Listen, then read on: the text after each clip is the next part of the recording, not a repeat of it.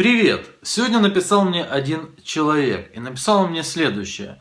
НТВ выдал какую-то фейковую информацию, потом украинский телеканал разоблачил эту информацию. И мне пишет человек по этому поводу, что мол, у него есть товарищ, который не смотрит шария, и чтобы он начал смотреть шария, потому что шарий говорит, что украинские СМИ лгут, надо ему, значит, показать мое разоблачение украинского телеканала, который разоблачил НТВ. Вы, если не поняли, то переслушайте, потому что я тоже сначала не понял, а потом переваривал, и я так понял, что я должен обязательно отстоять честь телеканала НТВ. Ребята, да мне плевать на телеканал НТВ, и мне абсолютно все равно. Кстати, пользуясь случаем, хочу спросить тут одну вещь.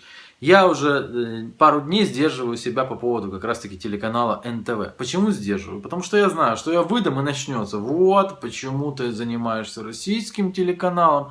Ну, во-первых, там немножко касается Украины сюжет. Во-вторых, ну вот я бы хотел, чтобы вы мне ответили. Ну как, жахнуть или не жахнуть. Но отвечайте, пожалуйста, в комментариях, пометив там буквочкой А, к примеру, или номером 1. Во, номер 1, чтобы я не путал с обсуждением вот этого сюжета, который вы сейчас увидите. Ну что, давайте теперь переходим к делу. А теперь к сюжету, который вы сейчас увидите. Смотрите, сегодня была пресс-конференция Онищенко. Наконец-то сподобились украинские СМИ сделать реальную пресс-конференцию посредством скайпа с Александром Онищенко. И вот блогер Всеволод Филимоненко задает ему вопрос. Здравствуйте, Всеволод Филимоненко, издание «Голос народа». Ваше интервью с Шарием посмотрело почти 500 000 человек, но вы все время уходили от конкретных... Ошибся он, потому что на самом деле интервью посмотрело более 500 000 человек. Дальше он еще там, Онищенко отвечает, он еще потом задает вопрос. А по поводу вопросов Шария, почему вы уходили от ответов? После этого мы заходим в украинские СМИ и смотрим. Ссылок множество, и ссылки на ответы Онищенко вот этому вот блогеру. Но про блогера ни слова. Они поставили ответы отдельно. Почему? Догадайтесь. Что там такое прозвучало? Почему нельзя было процитировать? Шарием, Шария, почему? Шарием, Шария, не поставим ничего. Теперь мы продолжаем читать украинские СМИ и с удивлением великим узнаем. Онищенко рассказал, когда вернется в Украину. Нардеп Беглец рассказал. Об этом сообщает корреспондент Радио Свобода Михаил Штекель в своем твиттере. Михаил Штекель. Вот, Россия, просто 24, канал 24. Депутат Онищенко уверен, что вернется, об этом рассказывает Михаил Штекель в своем твиттере. И тут меня вдруг пронзает алмазная пуля. И думаю, где же я читал? Михаил Штекель. Это тебе не Иван Иванов. Михаил Штекель, журналист Радио Свобода. И он сегодня пишет. Онищенко постоянно говорит, что все СМИ подконтрольны, и никто не хочет про него говорить. Мне он в интервью ранее отказывал. И здесь он приводит свою переписку, как вроде сам с собой переписывается. Может, скайп или голосом, как вам удобно, получится ли сегодня. Приходит Анатолий Шарий и пишет комментарий. А вот мне дал по первой просьбе. Наверное, думает, что переврете, как обычно. Ну, на что Штекель там что-то отвечает. Так если он Михаилу Штекелю отказывал постоянно в интервью, то почему Михаил Штекель обладает такой эксклюзивной информацией о том, что Онищенко вернется, если ему закроют уголовное дело? А это не Михаил Штекель ему вопрос задавал. Это ему задавал вопрос все тот же Филимоненко. Скажите, вы планируете вернуться в Украину? Если да, то когда и... При закрытии уголовного дела я готов вернуться в Украину сразу в случае. Но цитировать нельзя, потому что упомянут был Шарий. Какие же вы убогие, это же все видят, ребята, ребята! В російській камері їй промили мізки, і вона стала агентом Кремля. Мета вербування – підірвати Україну зсередини. Подорвать пердаки. Это, конечно же, про Надежду Савченко. Как всегда, они не устают об этом рассказывать. Згадали і дивну поведінку на Майдані, коли її бачили на боці Беркута. О, да, заметили еще и вот это вот видео, где она была на Майдане, как будто бы раньше этого видео никто не видел, этого странного поведения, когда она выступала в роли миротворца. Но далее они идут далее, это телеканал 1+1, конечно же, вы знаете, самый адок это на 1+1, как сегодня рассказал Онищенко, скорее всего, Порошенко этот канал уже забрал себе. И я, кстати, вижу, что на нем происходит, и вижу переформатирование, но не переформатирование в качестве предоставления достоверной информации. Итак, они идут к психологу, чтобы он рассказал про Надежду Савченко.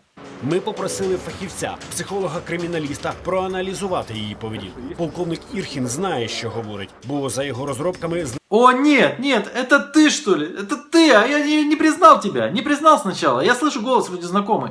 Это ты идешь к эксперту, психологу, для того, чтобы понять вообще, насколько адекватно поведение Савченко. Давай посмотрим на тебя, мой друг. Самовизначився? дискваліфікації. Ефір, дякую. Еники-беники, їли вареники, еники-беники, квак.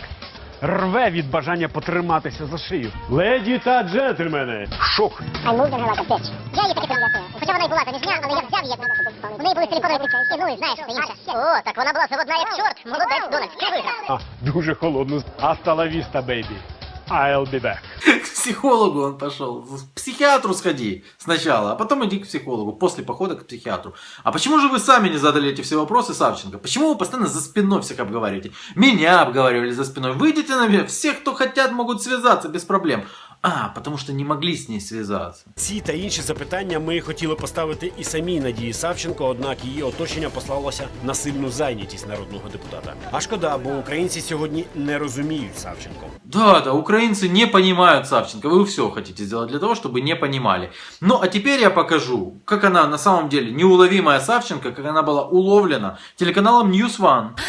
Пані Надію, вітаємо вас у нашому ефірі. А дальше Савченко рассказывает, что, оказывается, журналистам она предложила поехать туда-то, туда-то, а они не смогли. У телеканала 1+1, наверное, бабло закончилось на региональных корреспондентов. А зараз, наприклад, я сказала, що можу поговорити, дати відповідь на всі запитання, але тільки от в місті Малині Житомирської області. Ну, тому що такий в мене темп, я так працюю. І от за темпом моїм і за ритмом встигло не так багато журналістів. Я вдячна News One, що ви все-таки сюди приїхали, тому що решта журналістів, які дуже хотіли почути щось брудненьке і смакувати його тижнями, сюди полінувалися приїхати. Но мы продолжаем, опять-таки, телеканал 1+1. Я вот не знаю, как сейчас говорить. Еще уместно говорить канал Коломойского или уже уместнее говорить канал Порошенко? Рассказывают о секретном оружии. У світі вже використали нову зброю масового ураження, яка не вбиває фізично, але невідворотно діє на мозок Новое оружие, которое не убивает, но действует на мозг. Да это телеканал 1+1. і змушує вас робити все, що заманеться її власникам. У це важко повірити. Про це досі писали тільки фантасти, але вже відчули на собі американці і британці. О, нет, нет. Вы хотите сказать, что Брексит и Трамп это... То який несподіваний хід зробив можливим Брексит у Британії і перемогу Трампа в Штатах? Чим ця нова зброя загрожує нам усім? Мы все умрем. Боже мой, это все из-за оружия психического поражения, оказывается, выбрали Трампа. Да? Куда вы все эти сюжеты будете потом девать, когда всем станет очевидно, что вы уже порошенковские и так мочите действующего президента Соединенных Штатов Америки? Кожному, хто носить в кишені смартфон або просто мобільний, той, хто розробив її, жахнувся сам. Ну а тепер до нього добиралася наша Наталка Пісня із запитанням, як захиститися. Как защититься? Шапочку из фольги, это ж понятно. И на руки презервативы надо натягивать, когда с кем-то здороваешься. И все, защищен, считай. Предупрежден, значит вооружен. Метод цілеспрямованої чи то направленої агітації став однією з причин перемоги Дональда Трампа. Класична соціологія уперше отримала таку нищівну поразку. Ну вот, прямым текстом. То есть в этом сюжете рассказывается о том, что, перевожу на понятный язык, что американцы, миллионы американцев, которые проголосовали за Дональда Трампа, они тю-тю на самом деле, потому что на них воздействовали путем воздействия. Вирахувати, яким буде ваш наступний крок.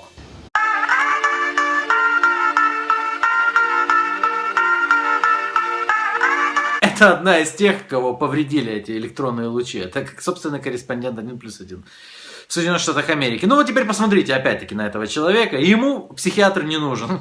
Зараз, Алло, я спробую не лякати. Підніміть мені вій. Страшне закляття давнього злого чаклуна. Такой, знаете, непритязательный 1+1-овский юмор. Это нормально. Дальше он рассказывает, этот рассказчик, о том, что Куба должна разным странам. И вот Чехия, если не ошибаюсь, она предложила вернуть долг ромам. И, конечно же, как тут не вспомнить, Кремль. Ну, хто б упорався з Ромом значно швидше, то це Росія. З огляду на її активність щодо будівництва нових трубопроводів, яких скоро нічим буде заповнювати, По поводу трубопроводов, которых скоро нечем будет заполнять, это я не понял немножко, там как-то иссякли уже эти подземные ископаемые, скорее всего, у России. Но то такое, он, наверное, что-то лучше знает. Меня больше интересует другое. А при чем тут Россия к этому долгу? я хочу підказати можливість побудови ромопроводу. Путін нарахував Кубі 37 мільярдів боргу, тож ром інакше не перевести.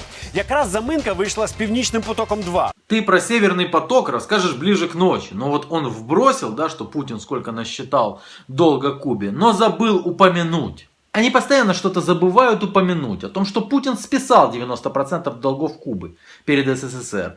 Странно. А остальные будут погашаться 10 лет ровными частями. Они постоянно такое забывают упомянуть, да? Забывают, а потом скажешь: слышь, ты же соврал там только что. Они: о, он Путина защищает. А Путин тут при чем? Ты же соврал своим собственным телезрителям. Телезрители посмотрели и подумали: ну, нифига себе, Путин насчитал там этой Кубе, но ты забыл сказать, что 90% сразу же списал. Эх, вы клоуны, клоуны. Ну, теперь по поводу того, что я полагаю, что телеканал таки отошел Порошенко. Они рассказывают о громком задержании. А в Україні не бувала річ. Підозру про корупцію вперше офіційно вручили чинному керівникові із вищого ешелону влади. Небывалое, чудо чудное. Кто же это? Может быть, Гройсману вручили это подозрение про коррупцию? Может быть, какому-нибудь ближайшему соратнику Порошенко вручили ее? Нет. Не кому-небудь, а цілому голові Центру Борчкому, якого призначили на цю посаду ще за часів Януковича. А, главе ЦВК, которого назначили при Януковиче. Ну тогда понятно. И поехали они сразу же показывать его хоромы. Горенка – це престижне поселення з великою кількістю елітної нерухомості. Будинок Охендовського тут нічим не виділяється, хіба що височезними туями. Элитная недвижимость, это вот это поле они показали, элитная недвижимость. Сейчас под Киева отъедь 20 километров, по-любому найдешь элитную недвижимость. Но чем отличается дом Охендовского? Туи. Вот к чему придолбаться бы еще такого? Ну что бы тут такого?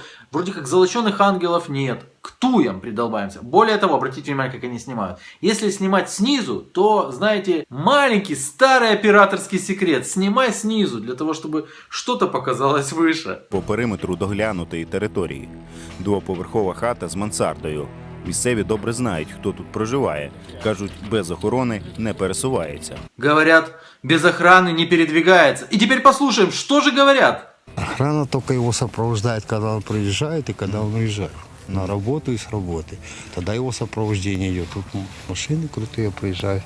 Охрана его сопровождает только когда он приезжает и когда он уезжает. Имеется в виду возле дома. То есть, а возле дома это ведь самое прекрасное место для того, чтобы осуществить что-нибудь нехорошее. К примеру, выстрелить в голову. Но где же говорит местный житель, что охрана всегда с ним? Только когда он приезжает и уезжает. Вы думаете, украинского языка никто не знает? В принципе, дальше показывают эти крутые машины. 2 роки тому знімальна група ТСН зафільмувала цей процес.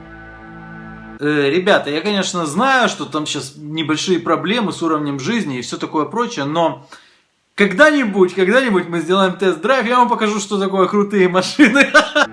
Буквально відразу з двору будинку Охендовського виходить жінка з великим собакою. Це його дружина. Посмотрите, такая большая собака очень дорого стоит. А что это у нее за кроссовки такие красные? Явно дорогостоящие. За хвилину з'являється і сам господар. А одет-то как, разоделся-то как, явно наворованные деньги, миллионщик. Внимательно слушай. Він помітно нервує, і це відчувається. Запрошує до себе на подвір'я.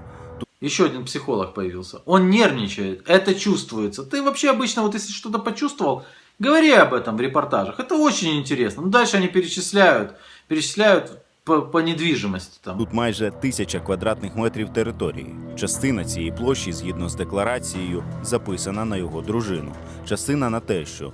Це ж стосується і 2 будинків загальною площею в 240 квадратних метрів. Почти 1000 квадратных метров. Участок почти 1000. И 2 дома общей площадью 240 метров.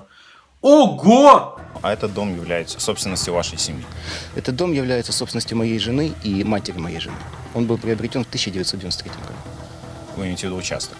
На И котором позже участок, и дом. Он в таком состоянии был? Или он Ну, он, отремонтирован? конечно, ремонтировался. Сложно себе представить, что 23 года дом простоял без ремонта. И они все это разбавляют там в черно-белом таком там Янукович, при Януковиче, Охендовский, амбарные книги этой самой партии регионов, и вот тут доходят до туй. Ваш канал когда-то называл эти туи элитными деревьями, атрибутом жизни олигарха. На самом деле эти туйки были высажены в 2005 году, и была каждая из них высотой всего в 90 сантиметров. Да врет явно. Это же дорогущие туи, перевезены прямо из Бангладеш на специальном золотом вертолете. Дальше он приглашает их в дом. Это все сюжет они явно выжимали. Ну что же такое выдаить там? Как же показать его благосостояние, этого Охендовского-то, а? Він запрошує в будинок. Внимательно смотрите за убранством этого дома. Это, как вы видите, кухня. Здравствуйте. Елена Михайловна, моя теща, готовит обед. Мы ждем детей с тренировки. Это помещение, которое используется детьми для того, чтобы просто делать уроки, заниматься, скажем, их школьными занятиями. И здесь как раз таки они находят элемент роскоши. Ну, даже я бы не сказал спортзал, это беговая дорожка, которая используется для тренировок собаки. Есть! Беговая дорожка для собаки. Есть! Нашли! Аскетичним інтер'єр будинку назвати важко. Усе зі смаком. А что такое аскетический дом в представлении журналиста ТСН? Это его родная хата, откуда он переехал в Киев, где стоит ведро и чашка, из которого можно черпать слюнявую воду и пить всем вместе. Вот что такое аскетический дом? Я не могу понять. Я в этом доме роскоши не увидел. Я знаю, что такое роскошь, но здесь я ее не увидел. Они очень сильно выжимали, и даже пришлось так и сюжет назвать. Беговая дорожка для собаки. Видишь, у него беговая дорожка для собаки, а вы сами живете как собаки. Но я объясню, откуда беговая дорожка для собаки. Мы заходим на сайт Кинологического союза Украины и смотрим здесь так, пудельки, шмудельки. Ой, кто это? Ризеншнауцер, Охендовского Ризеншнауцер. Смотрите, выиграл пылесос. Дело в том, что собака участвует в выставках, поэтому и беговая дорожка у них там стоит. Но вот кто должен участвовать в выставках для собак? Это телеканал 1+1. Должны выставлять своих собак и говорить: смотрите, лучшие собаки. На кого натравишь, того и укусят. А если не смогут укусить, мастерства не хватит, так хотя бы облают. Петр Алексеевич подмял суды, прокуратуру, банковский сектор. Что он еще не подмял? Центральную избирательную комиссию. Для того, чтобы быть президентом вечно. Ну, никто этого, конечно, не понимает. Нет, это Охендовский. Посмотрите, какой у него дом. И собака на беговой дорожке бегает. У меня все. Пока, журналисты.